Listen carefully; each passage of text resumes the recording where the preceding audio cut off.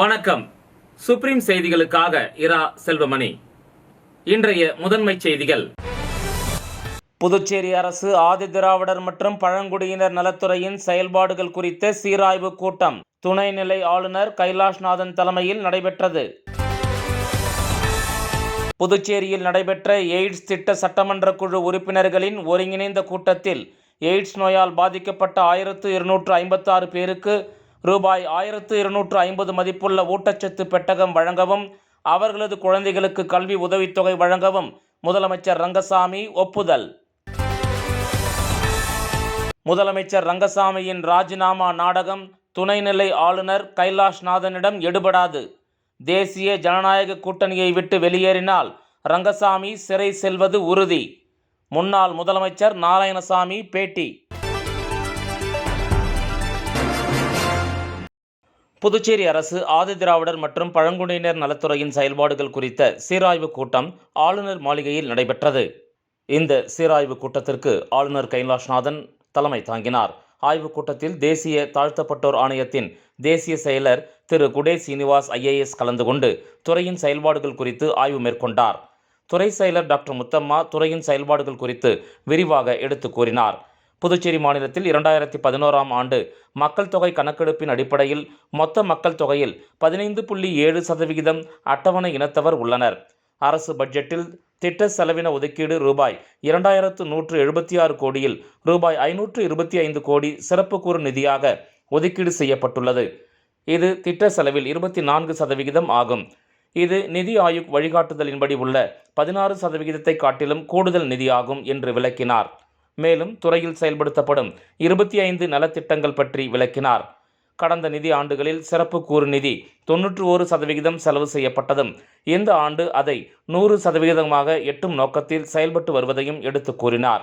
கூட்டத்தில் பேசிய துணைநிலை ஆளுநர் இந்த ஆண்டு சிறப்பு கூறு நிதியை 100% செலவு செய்வதுடன் அதனை விரைவுபடுத்த வேண்டும் என்று கூறினார். மேலும் துறையின் மூலமாக கையகப்படுத்தப்பட்டுள்ள நிலங்களை விரைவில் மக்களுக்கு பட்டா வழங்க நடவடிக்கை மேற்கொள்ள வேண்டும். மணப்பட்டு மற்றும் திம்மநாயக்கன் பாளையத்தில் இலவச மனைப்பட்டா வழங்குவதற்கான அனைத்து வேலைகளும் முடிவடைந்து உள்ள நிலையில் அதனை இந்த மாத இறுதிக்குள் வழங்க வேண்டும்.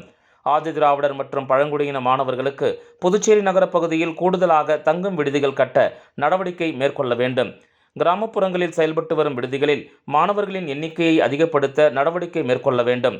புதுச்சேரியில் வன்கொடுமை தடுப்பு சட்டத்தின் கீழ் பதியப்பட்டுள்ள வழக்குகளை விரைந்து முடிக்க நடவடிக்கை எடுக்க வேண்டும் என்று அவர் அறிவுறுத்தினார். கூட்டத்தில் தலைமைச் செயலர் டாக்டர் சரத் சௌகான், துணைநிலை ஆளுநரின் செயலர் டாக்டர் மணிகண்டன், தேசிய தாழ்த்தப்பட்டோர் ஆணையத்தின் தமிழகம், கேரளா, புதுச்சேரி மண்டல இயக்குனர் திரு ரவிவர்மன், ஆதிதிராவிடர் நலத்துறை இயக்குனர் திரு இளங்கோவன் உள்ளிட்டோர் கலந்து கொண்டனர்.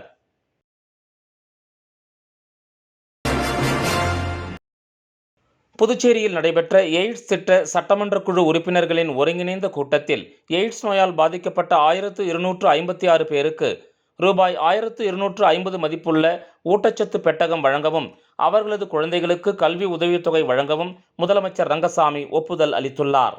புதுச்சேரி மாநில எய்ட்ஸ் கவுன்சில் மற்றும் எய்ட்ஸ் திட்ட சட்டமன்ற குழு உறுப்பினர்களின் ஒருங்கிணைந்த கூட்டம் தனியார் விடுதியில் நடைபெற்றது. முதலமைச்சர் ரங்கசாமி தலைமையில் நடைபெற்ற இந்த கூட்டத்தில் சபாநாயகர் செல்வம், அமைச்சர் லட்சுமி நாராயணன், துணை சபாநாயகர் ராஜவேலு, எதிர்க்கட்சித் தலைவர் சிவா, சட்டமன்ற உறுப்பினர்கள் ஆறுமுகம், பாஸ்கர், லட்சுமிகாந்தன், சம்பத், செந்தில்குமார், கல்யாணசுந்தரம், பிரகாஷ்குமார், சுகாதாரத்துறை செயலர் ஜெயந்த்குமார் ரே, தேசிய எய்ட்ஸ் கட்டுப்பாட்டு அமைப்பின் துணை இயக்குனர் ஜெனரல் டான்சின் டிகிட், சுகாதாரத்துறை இயக்குனர் செவ்வேல் உள்ளிட்டோர் இதில் கலந்து கொண்டனர். இக்கூட்டத்தில் 4 திட்டங்களை செயல்படுத்த முதலமைச்சர் ரங்கசாமி ஒப்புதல் அளித்தார்.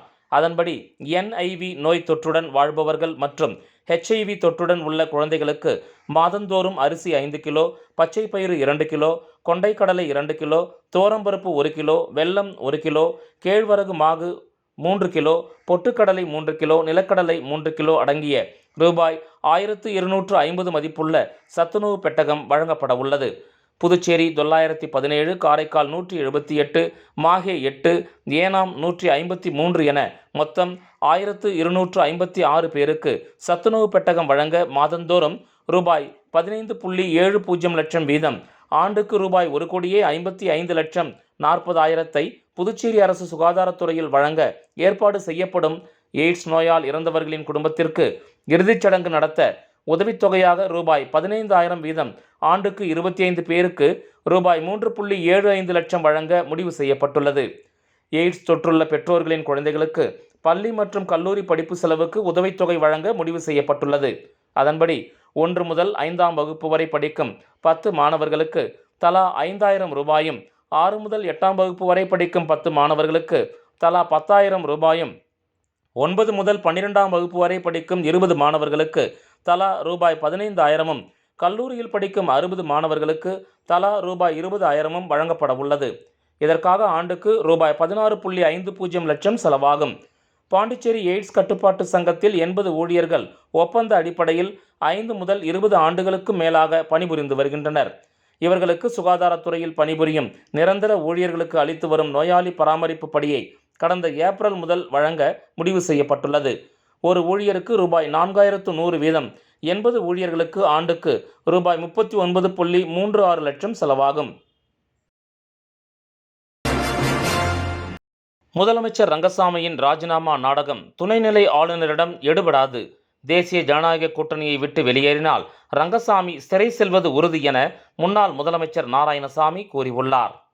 புதுச்சேரி முன்னாள் முதலமைச்சர் நாராயணசாமி தனது இல்லத்தில் செய்தியாளர்களை சந்தித்தார்.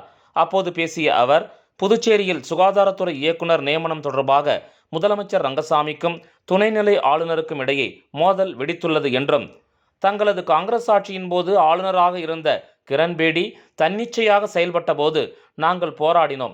அதை அப்போதைய எதிர்க்கட்சித் தலைவரான ரங்கசாமி ரசித்தார். தற்போது முதல்வரான ரங்கசாமிக்கு அதே நிலை வந்துள்ளது. காங்கிரஸில் இருந்து பாஜக சென்ற எட்டப்பர் ஆளுநரை சந்தித்து முதல்வர் ரங்கசாமி ராஜினாமா செய்ய உள்ளதாக தெரிவித்துள்ளார். அதற்கு துணைநிலை ஆளுநர் கைலாஷ்நாதன், அதற்கு நீங்கள் ஏன் கவலைப்படுகிறீர்கள்? அவர் ராஜினாமா செய்தால் அடுத்த முதலமைச்சர் நீங்கள்தான் என கூறியவுடன் அந்த எட்டப்பர் துணைநிலை ஆளுநர் காலில் விழுந்து நன்றி தெரிவித்து திரும்பியுள்ளார். சுகாதாரத்துறை இயக்குனர் நியமனம் முதல்வருக்கு ஒரு பிரச்சனை அல்ல. 6 மதுபான தொழிற்சாலைக்கு ரூபாய் 90 கோடி கைமாறியது. 100 மதுபான கடைகளை திறக்க முடிவெடுத்தனர். இது தொடர்பான கோப்புகள் ஆளுநரிடம் சென்றன. இதனை ஆளுநர் நிறுத்தி வைத்துள்ளார். இதனால் ராஜினாமா செய்யப்போவதாக ஆளுநரை மிரட்டும் வேலையை ரங்கசாமி ஆரம்பித்தார். அது பிசுபிசுத்து போய்விட்டது. ராஜினாமா செய்யப்போவதாக கூறிய ரங்கசாமி இப்போது துணைநிலை ஆளுநரிடம் சரண்டர் ஆகிவிட்டார். ஆளுநரை எதிர்த்து தங்களது ஆட்சியை நாங்கள் ராஜினாமா செய்தோம், ஆனால் தற்போது பாஜக என்ஆர் காங்கிரஸ் நாடகமாடி மக்களை ஏமாற்றுகின்றனர். அது மக்களிடம் எடுபடாது. ஒரு நிமிடம் கூட முதலமைச்சர் நாற்காலியை ரங்கசாமி விடமாட்டார். முதலமைச்சர் நாற்காலிக்காக எது வேண்டுமானாலும் அவர் செய்வார். ஆனால் இவரது மிரட்டல் எல்லாம் துணைநிலை ஆளுநர் கைலாஷ்நாதனிடம் செல்லாது. திரைப்படத்தில் ரஜினி சொல்வது போல புதுச்சேரி தேசிய ஜனநாயக கூட்டணியில் முதலமைச்சர் ரங்கசாமி தான் மாப்பிள்ளை. ஆனால் போடுகின்ற சட்டை பாஜகவினுடையது. இவர் டம்மி முதலமைச்சர். மாநில அந்தஸ்தை முதலமைச்சர் ரங்கசாமியால் வாங்க முடியாது. மத்திய அரசு தராது. முதலமைச்சர் ரங்கசாமி ராஜினாமா செய்தால் அவர் ஜெயிலில் இருப்பார். பாஜக அவரை சிறையில் தள்ளும் என முன்னாள் முதலமைச்சர் நாராயணசாமி பேட்டியளித்தார். அதாவது இது அந்த ஆட்சியில முதலமைச்சரை காலவாரத்துக்கு ஒரு கூட்டம் இருக்குது, எட்டப்பெருவு கூட்டம். அதுல பிஜேபி ஆளுநரை காலவாரத்துக்கு என்ஆர் காங்கிரஸ் கூட்டம் இருக்குது. இது ஒட்டுமொத்தமா கொள்ள கூட்டத்தினுடைய ஆட்சி. அந்த கொள்ள கூட்டத்தினுடைய தலைவர் தான் ரங்கசாமி. அதாவது பிஜேபி என்ஆர் காங்கிரஸும் ரெண்டும் ஒண்ணுக்கு ஒண்ணு சலச்சது கிடையாது.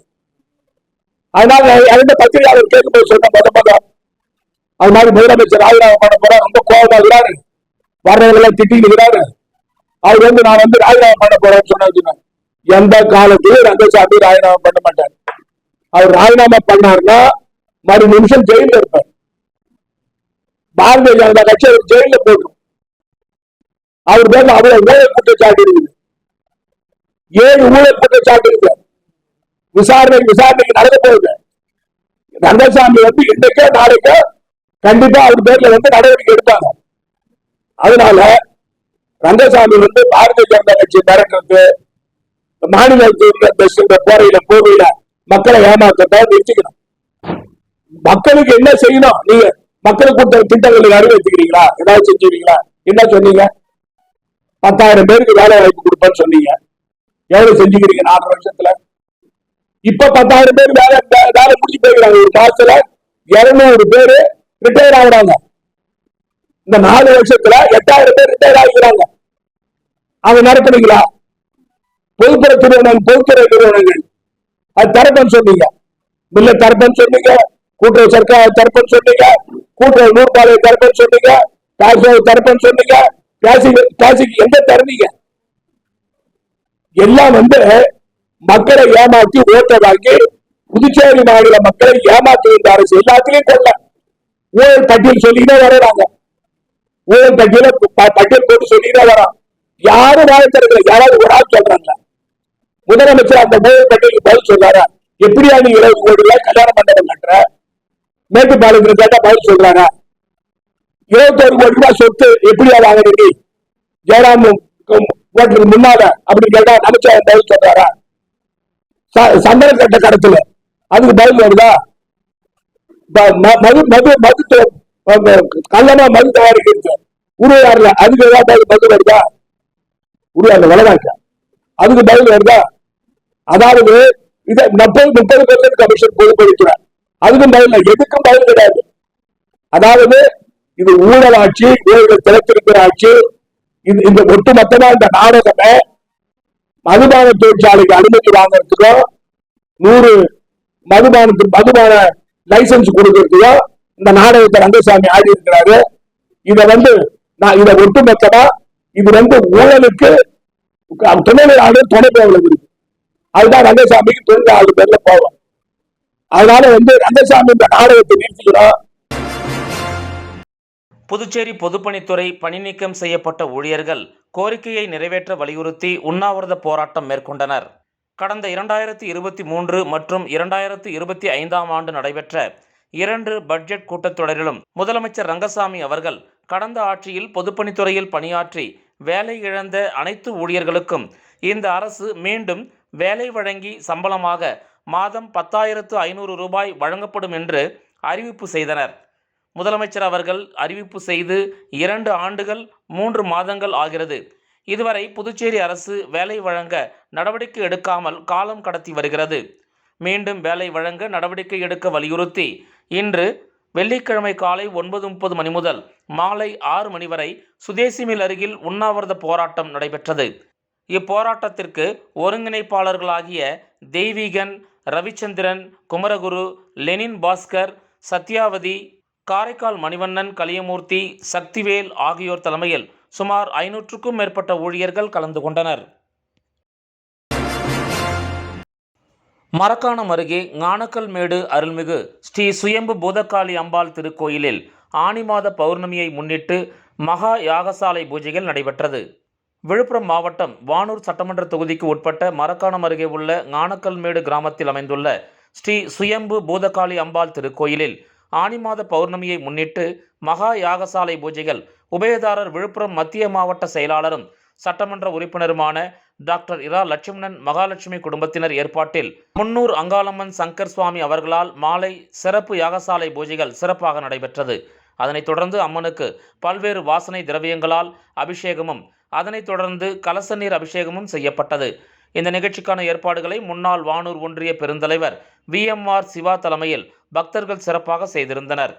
இந்த நிகழ்ச்சியில் கிளியனூர் மேற்கு ஒன்றிய செயலாளர் புஷ்பராஜ், முன்னாள் ஊராட்சி மன்ற தலைவர் முத்துவேல், முன்னாள் ஊராட்சி மன்ற துணைத் தலைவர் புருஷோத்தமன், ஐயப்பன், முன்னாள் கிராம நிர்வாக அலுவலர் மணிமாறன், ஞானக்கல்மேடு ராஜகுரு, பாண்டியன், ரவி, லட்சுமி அம்மாள் உட்பட சுற்று வட்டாரத்தைச் சேர்ந்த ஏராளமான பொதுமக்கள் கலந்து கொண்டு சிறப்பித்தனர்.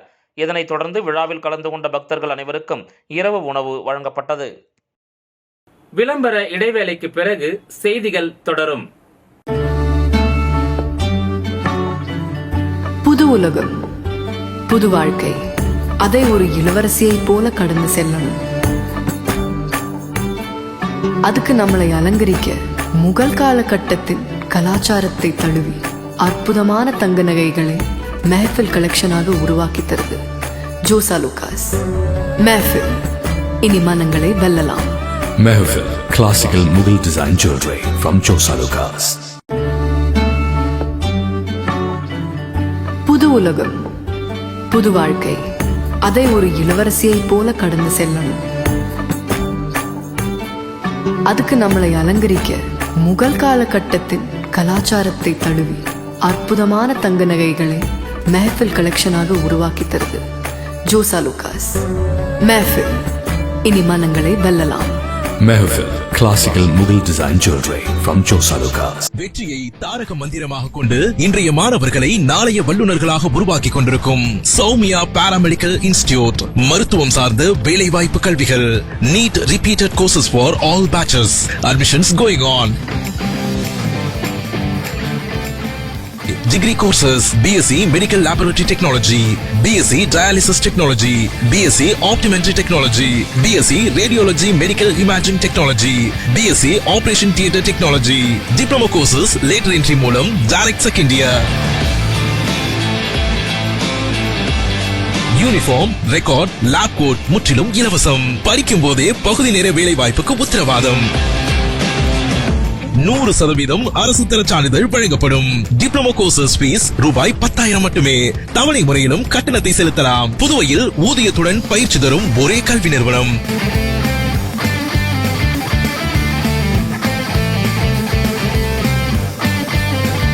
நமது Sowmiya paramedical institute, number 7, Koodapakkam main road, Villianur bypass, Puducherry.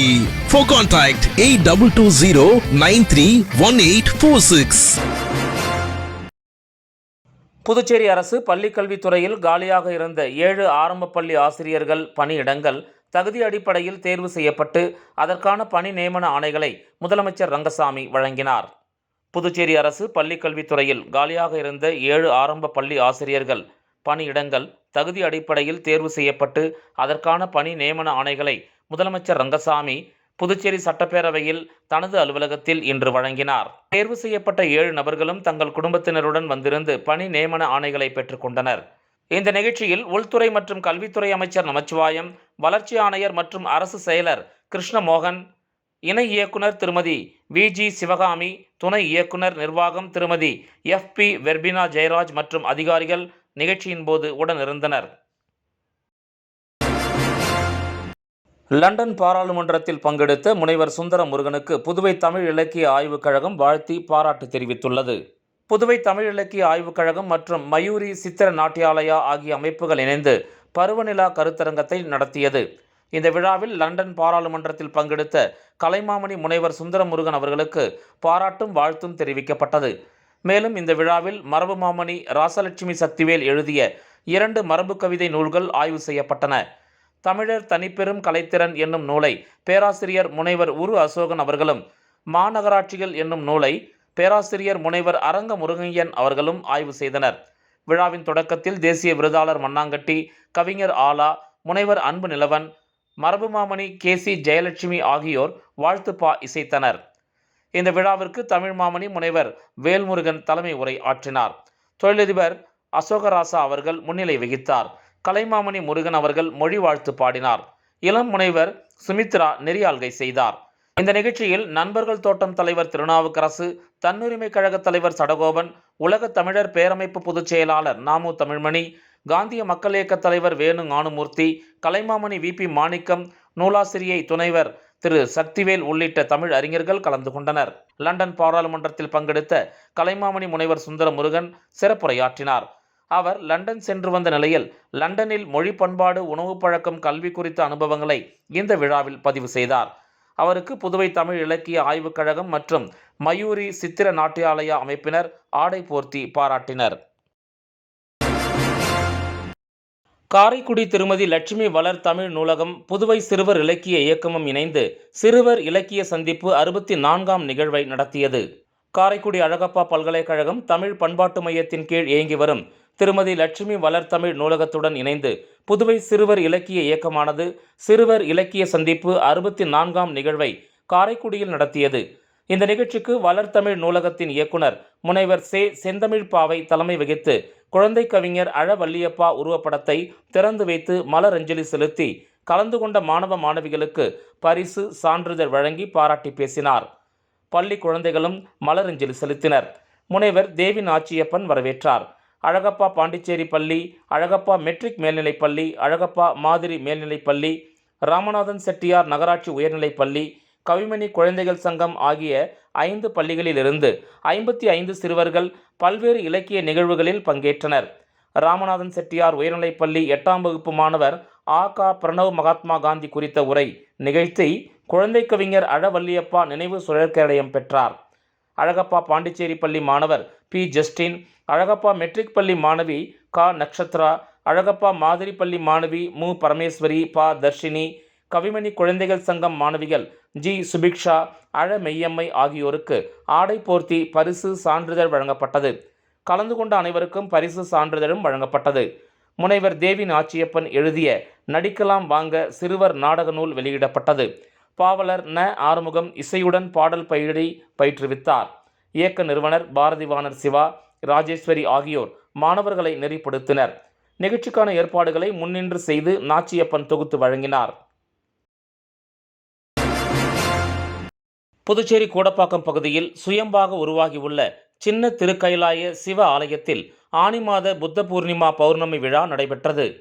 Puducherry மாநிலம் வில்லியனூர் கொம்யூன் வில்லியனூர் 10 கண்ணு பிரதான சாலையில் கோடப்பாக்கம் பகுதியில் உலகிலேயே முதலாக திருக்கைலாயத்தையே சிவபெருமான் சிறிய வடிவில் கைலாய லிங்கமாக உருவாக்கி அகத்திய மாமுனிவருக்கு வழங்கி அவரால் வணங்கப்பட்டு தொடர்ந்து சித்தர்களால் பூஜை செய்யப்பட்ட அருள்மிகு பாகம்பிரியால் மலையரசி உடனுரை திருக்கூடல் பாகன் கைலைநாதன் அமர் சின்ன திருக்கைலாய சிவ ஆலயத்தில் ஆனி மாத புத்த பூர்ணிமா பௌர்ணமி விழா நடைபெற்றது. இதில் காலையிலிருந்து திருவாசகம் முற்றோதுதல் நிகழ்ச்சியும் பூஜையும் நடைபெற்றது. மதியம் அனைவருக்கும் அன்னதானம் வழங்கப்பட்டது. மாலையில் ஆகம விதிப்படி அம்மையப்பர் கலச வழிபாடு நடத்தி சிவாச்சாரியார்கள் சின்ன கைலாயத்திற்கு திருக்குட புனித நன்னீராட்டு செய்தனர். தொடர்ந்து நடைபெற்ற பூஜையில் பொதுமக்கள் தங்கள் திருக்கரங்களால் சிவபெருமானுக்கு பால், தயிர், இளநீர், சந்தனம், பன்னீர், விபூதி, பஞ்சாமிர்தம், தேன் உள்ளிட்ட பல்வேறு வாசனை திரவியங்களால் அபிஷேகம் செய்யும் நிகழ்ச்சியும் நடைபெற்றது. இதில் ஆன்மீக சிவ அன்பர்கள் திரளாக கலந்து கொண்டனர்.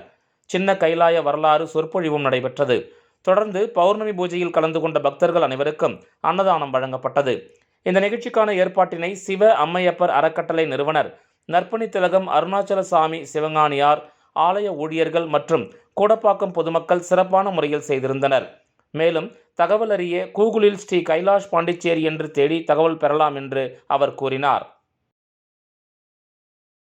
மீண்டும் முதன்மை செய்திகள். புதுச்சேரி அரசு ஆதிதிராவிடர் மற்றும் பழங்குடியினர் நலத்துறையின் செயல்பாடுகள் குறித்த சீராய்வு கூட்டம் துணைநிலை ஆளுநர் கைலாஷ்நாதன் தலைமையில் நடைபெற்றது. புதுச்சேரியில் நடைபெற்ற எய்ட்ஸ் திட்ட சட்டமன்ற குழு உறுப்பினர்களின் ஒருங்கிணைந்த கூட்டத்தில் எய்ட்ஸ் நோயால் பாதிக்கப்பட்ட 1256 பேருக்கு ரூபாய் 1250 மதிப்புள்ள ஊட்டச்சத்து பெட்டகம் வழங்கவும் அவர்களது குழந்தைகளுக்கு கல்வி உதவித்தொகை வழங்கவும் முதலமைச்சர் ரங்கசாமி ஒப்புதல். முதலமைச்சர் ரங்கசாமியின் ராஜினாமா நாடகம் துணைநிலை ஆளுநர் கைலாஷ்நாதனிடம் எடுபடாது. தேசிய ஜனநாயக கூட்டணியை விட்டு வெளியேறினால் ரங்கசாமி சிறை செல்வது உறுதி. முன்னாள் முதலமைச்சர் நாராயணசாமி பேட்டி. இந்த செய்தி அறிக்கை இத்துடன் நிறைவு பெறுகிறது. வணக்கம்.